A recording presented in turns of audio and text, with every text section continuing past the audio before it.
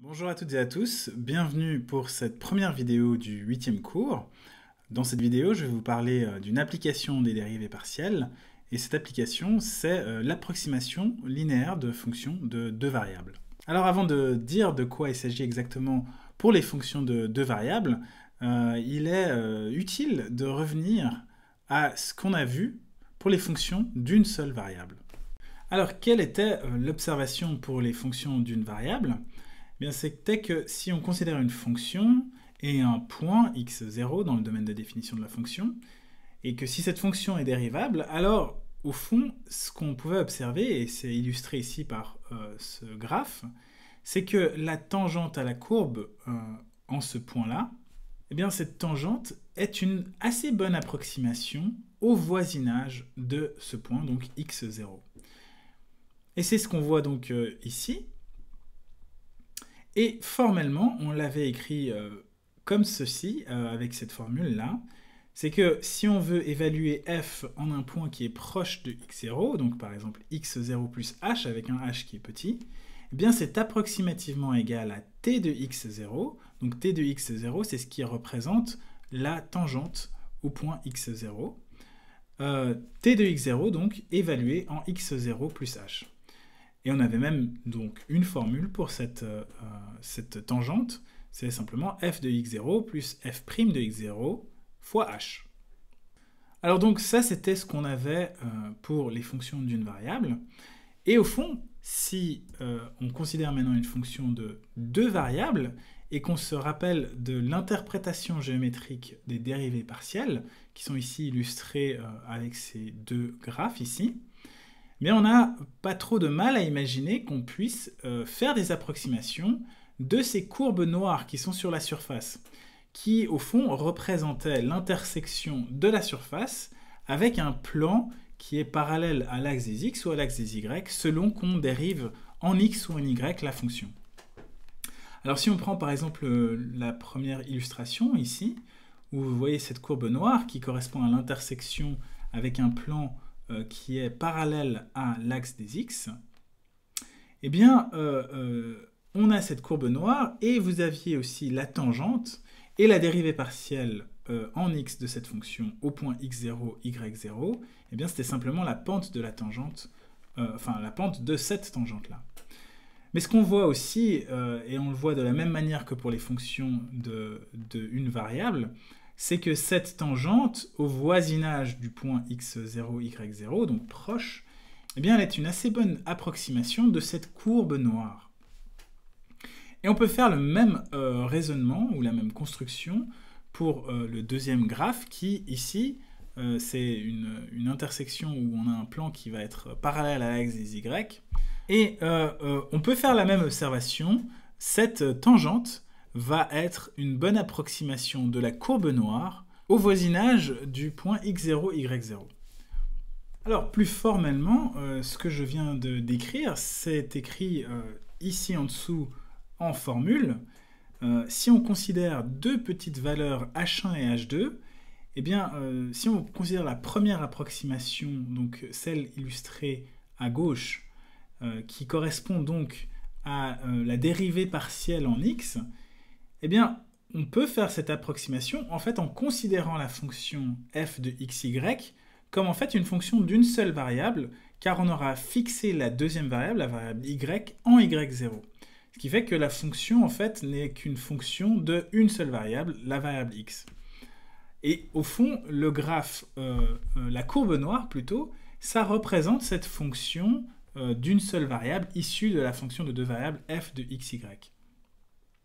Alors, donc si maintenant on considère cette fonction d'une seule variable en x, où on a fixé la deuxième variable y en y0, eh bien de la même manière qu'avant, on peut faire cette approximation linéaire, où on va pouvoir approximer la valeur de cette fonction en x0 plus h1 par la tangente t de x0 évaluée en x0 plus h1. Et vous remarquerez que la formule au milieu, c'est exactement la même qu'avant. La seule différence, c'est que j'ai remplacé f' de x0 par la dérivée de f en x évaluée en x0, y0, puisque maintenant on a une fonction f qui est en deux variables. Alors on peut faire exactement la même construction sur la deuxième variable. Ici vous voyez qu'il y a un accroissement en y0 de h2. Et donc ici la tangente, eh bien, ce sera t de y0 vu que je dérive par rapport à y. Sinon le reste est complètement similaire. Alors maintenant que se passerait-il si j'avais envie d'avoir une approximation de f au point x0 plus h1 y0 plus h2, c'est-à-dire que je ferai un accroissement en x et en y en même temps. Eh bien, géométriquement, au fond, ce que ça voudrait dire, c'est que j'aimerais pouvoir faire une approximation globale de ma surface, plutôt que partielle, justement avec ces tangentes tx0, ty0 que je peux obtenir avec mes dérivées partielles. Alors, la bonne nouvelle, au fond, c'est que ces dérivées partielles vont suffire à pouvoir faire cette approximation globale. Géométriquement, on peut le voir, c'est qu'au fond, ces tangentes tx0 et ty0, elles définissent en quelque sorte mon plan tangent. Alors, en dessous, vous avez une sorte de justification calculatoire de cette approximation, de la manière dont on obtient cette approximation. Et je vais vous expliquer, au fond, comment est-ce qu'on l'obtient. Alors, on suppose ici que notre fonction f, mais aussi les dérivées partielles en x et en y, sont continues. On va dire continues sur R2 pour simplifier. Et ce que nous voudrions montrer, c'est que f de x0 plus h1, y0 plus h2, donc ici h1 et h2 sont des valeurs réelles petites. Et ce que j'aimerais montrer, c'est que ceci est approximativement égal à f évalué en x0, y0, plus la dérivée partielle de f en x évalué en x0, y0, plus l'accroissement en x, h1, plus la dérivée partielle de f en y évalué en x0, y0, fois l'accroissement en y, h2. Ça, c'est ce qu'on aimerait montrer. Alors, avant de le montrer, on va faire on va faire une petite remarque. Et ici, on va revenir juste à ce qu'on sait pour les fonctions d'une variable. Pour ne pas ajouter à la confusion, peut-être ici, je vais définir cette fonction comme étant g plutôt que f. Donc ici, j'ai une fonction d'une variable. Alors, la première chose, c'est que si on a une fonction d'une variable qui est continue, ce qu'on avait vu pour les fonctions continues, c'est que g de x0 plus h, c'est environ égal à g de x0 si h est petit. Ça, c'était ce qu'on avait vu pour les fonctions continues en général. La deuxième chose qu'on sait, et on vient de le voir, c'est que si j'ai une fonction qui est dérivable,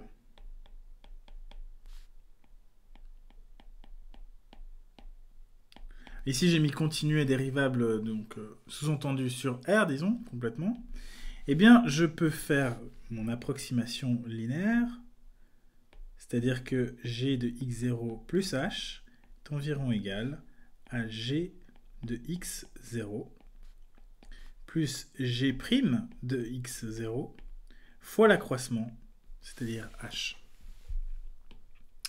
Alors, avec ces deux remarques, quelle couleur choisir? Allez, celle-là. Avec ces deux remarques, bien, on va pouvoir montrer ce qu'on a envie de montrer ici en bleu. Cette formule de l'approximation linéaire de fonctions de deux variables. Alors, comment est-ce que cela marche? Eh bien, je considère mon évaluation de f en x0 plus h1, y0 plus h2. Et maintenant, je fixe Disons que je fixe cette variable-là. Je la fixe à y0 plus h2. Et je vais considérer une approximation linéaire en la première variable. Alors comment est-ce que ça marche? C'est environ égal à f de x0. J'ai fixé ma deuxième variable à y0 plus h2. Et j'ajoute la dérivée partielle de f en x, évaluée au point x0, y0 plus h2, fois l'accroissement que j'avais en x, c'est-à-dire h1. Alors maintenant, la deuxième étape, c'est que je vais considérer ce terme-là et faire une approximation linéaire en cette variable y. Et donc, j'obtiens f de x0, là ça n'a pas changé. Ici, j'ai y0, plus la dérivée partielle, cette fois en y, évaluée en x0, y0, fois l'accroissement que j'avais en y, c'est-à-dire h2. Ici, pour l'instant, je réécris exactement la même chose qu'avant. Et on va le traiter dans la ligne suivante.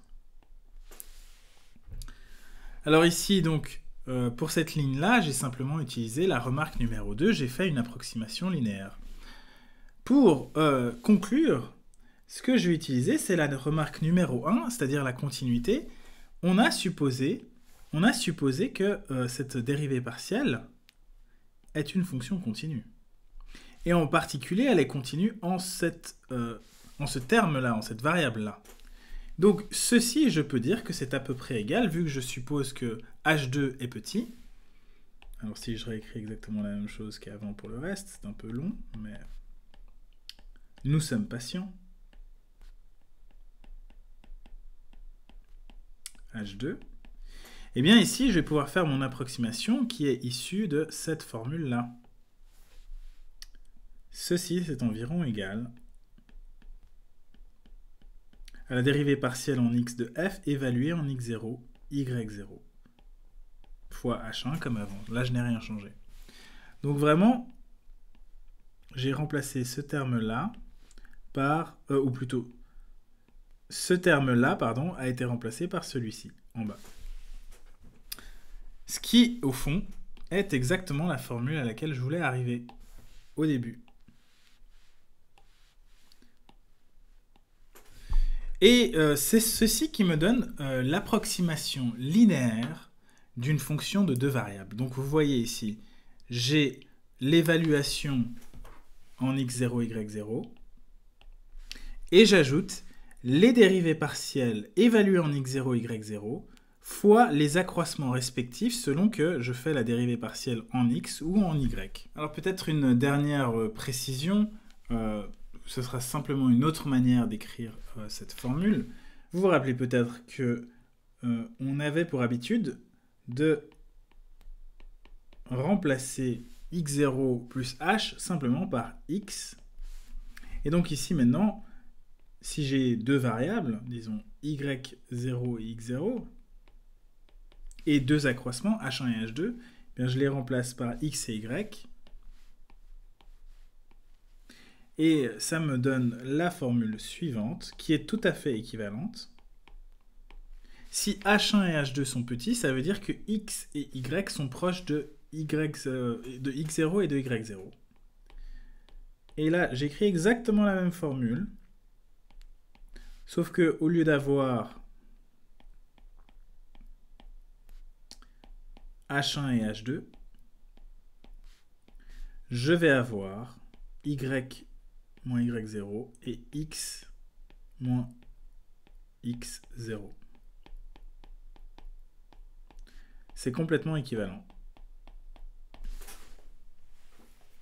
Et c'est d'ailleurs la formule que vous pouvez voir ici. Donc ce que vous voyez là, au fond, c'est donc la formule qu'on vient de développer. Et de façon plus formelle, au fond, si on a une fonction f de xy continuellement dérivable en un point, x0, y0. Alors ici, continuellement dérivable, ça veut simplement dire que les dérivées partielles existent et sont continues. Eh bien, on va pouvoir avoir une approximation de f de xy si xy est un point proche de x0, y0, grâce à ce que j'ai écrit ici comme étant t de x0, y0, évaluant xy. Et donc ici, c'est quasiment les mêmes notations, à ça près qu'en indice de t, on a le couple x0, y0 qui va dénoter le plan en fait, le plan tangent à la surface de f. Et vous voyez ici la formule que nous avons développée tout à l'heure, qui est donc la définition de l'approximation linéaire de f de x, y. Et donc, si x est proche de x0 et si y est proche de y0, alors f de xy se rapproche de t de x0, y0 évalué en xy. Alors, c'est vrai que les notations sont un peu lourdes, mais j'espère que vous arrivez à géométriquement voir le sens que ces approximations ont. Alors si ce n'est pas le cas, eh bien, vous avez ici un petit exemple qui va peut-être nous aider à nous familiariser avec ces notations qui, je le répète, peuvent être un petit peu lourdes, mais au fond, ce n'est vraiment pas beaucoup plus compliqué que ce qu'on a déjà fait pour les fonctions d'une variable, sauf qu'ici, il faut compter deux variables, en gros. C'est tout simplement ça. Alors, ici, on considère donc la fonction f de xy égale à 3x carré plus xy moins y carré. Et on aimerait avoir une approximation de cette fonction au point moins 0,98, 2,98. Alors ici, le point x0, y0, il faut le choisir. Ici, il n'est pas donné, mais une valeur... il faut avoir une valeur proche de cette valeur moins 0,98, 2,98. Et disons que c'est assez raisonnable de penser que le point moins 1, 3 va être proche de ce point moins 0,98, 2,98.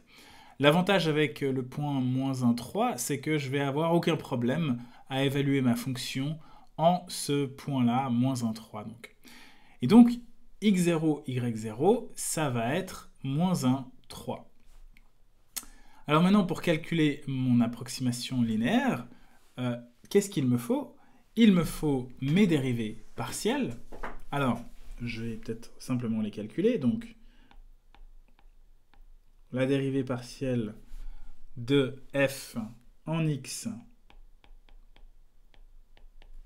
c'est donc la dérivée en x de 3x carré plus xy moins y carré.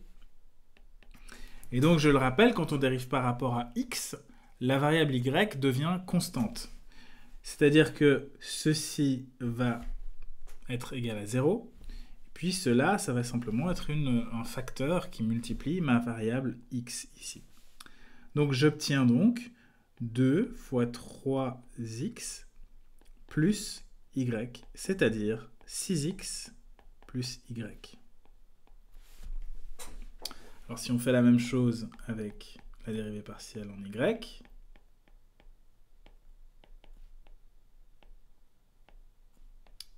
3x carré plus xy moins y carré », c'est la même chose, sauf que ici, c'est la variable x que je vais devoir prendre comme une constante. Donc, ceci va être égal à 0, et il va me rester x moins 2. Peut-être je vais le réécrire, ce x. X moins 2y. Voilà pour l'expression de nos dérivées partielles. Il me faut maintenant les évaluer. Eh bien, c'est ce que vous avez ici. L'évaluation de la dérivée partielle en moins 1, 3, eh bien, c'est simplement 6 fois moins 1 plus 3. Ça donne moins 3. Et même chose pour l'évaluation de la dérivée partielle en y de moins 1, 3. Ça me donne moins 7. Il me reste encore à calculer l'évaluation de la fonction au point moins 1, 3. Donc, qu'est-ce que vaut f de moins 1, 3? Eh bien, ça vaut moins 9. Je vous laisse le calculer. Et donc, au final, l'approximation linéaire de f de moins 0,98, 2,98, eh bien, je peux l'obtenir en utilisant mon approximation linéaire au point moins 1,3, donc c'est ce qui est écrit ici, évalué au point moins 0,98, 2,98. J'utilise la formule exactement comme elle était écrite dans la définition, et puis je n'ai plus qu'à remplacer par les valeurs que j'ai précédemment calculées. Et sauf erreur, ça donne quelque chose de l'ordre de moins 0,92. Alors, c'est mon approximation, donc linéaire, de la valeur de f au point moins 0,98, 2,98. Alors, si on utilise par exemple Wolfram Alpha, ou peut-être simplement même votre calculatrice, pour avoir une valeur, disons, plus exacte, eh bien on se rend compte que la valeur à 2 décimales près de cette évaluation, donc f de moins 0,98, 2,98, ça vaut à peu près moins 9,05.